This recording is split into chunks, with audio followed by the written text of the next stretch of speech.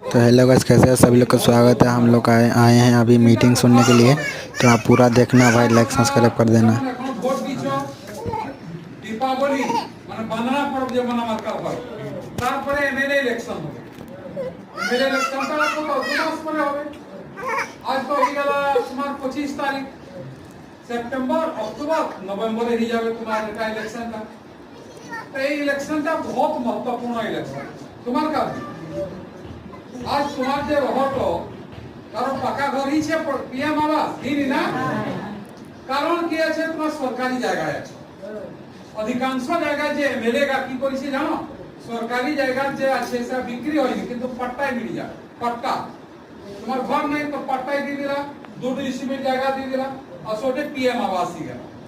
এটা করার কাজ দিলা, এটা সমীর মান্তিকে করবাতে। গরিব লোক গা যে মনে করে যার ঘর হিনি